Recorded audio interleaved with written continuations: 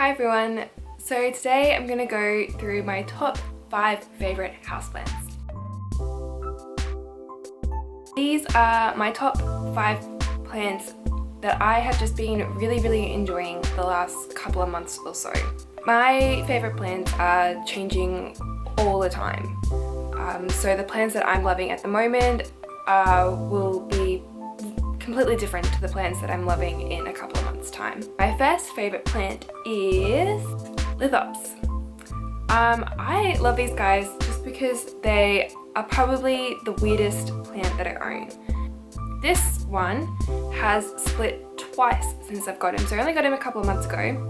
This second time round where he's split, he's actually pushing out 2 babies, and this is how the plant ends up multiplying, which I think is really exciting, and I'm hoping that means it's a sign that I'm giving him all the care requirements that he needs.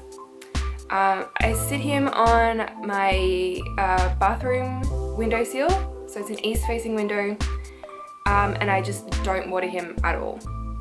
These guys are actively growing in spring and autumn, and during that time you can water them every couple of weeks or so, but in spring and summer and winter you really shouldn't water them at all.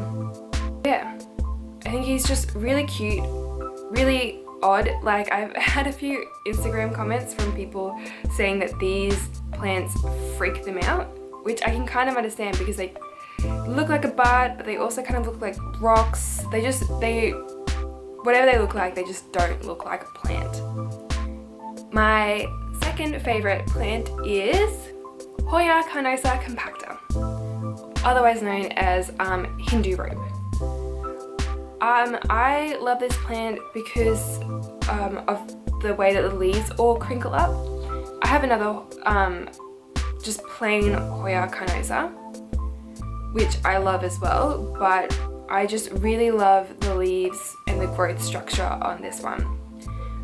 It is a much slower grower than other Hoyas, but that's okay because I don't have a lot of room at the moment for plants, so slow growing plants are okay. But he's got a new little bit of growth at the tip here. Again, another plant that's really easy to look after. Just put them in bright but indirect light, so they don't mind being pulled away like a meter or so from an east facing or a west facing window. And I just water him when the soil is completely dry, because these leaves are quite thick and succulent like, which means they can hold onto water for a bit longer and are a little bit more drought resistant than other plants. My third favourite plant is my neon pothos. This was the first pothos plant that I ever got. I had no idea that it was a pothos when I bought it. I just saw it at the supermarket, and it was labelled as an epiprenum. And I had no idea what an epiprenum was. But he has just given me lots of growth since I first bought him. There's 2 cuttings in here. So there's a cutting that goes down this way and then a cutting that I've curled around that goes this way. He's just put out a new leaf here. It's still unfurling. I just love his vibrant colour. I think he just adds this real pop of brightness in my bathroom, which I love. I've noticed he's a bit of a slower grower than just like the more common golden pothos, but I think that's because he doesn't have quite as much chlorophyll in his leaves. And some of the leaves at the back and underneath that don't get as much light are a darker green, like this one here. So if you do have a neon pothos, it is important to give them a fair bit of bright light, or otherwise the leaves will start reverting back to the darker green. But yeah, super easy to care for. I water when the soil is completely dry, and if you do, go a little bit too long without watering, they are fairly forgiving of that. My fourth favorite plant is Calathea ornata. I bought this at a supermarket for only $15, and that included this pot that it comes in, which is really good value for where I live. Which makes me think that maybe the people at the supermarket didn't realize what this plant is, because I very rarely see this variety of Calathea in nurseries. But he is the biggest Calathea and the most mature Calathea that I own. I hope that the colours are coming off correct on camera. He's really dark green, almost black foliage with thin pinstripes, which are like a baby pink colour, and then gorgeous purple backed leaves.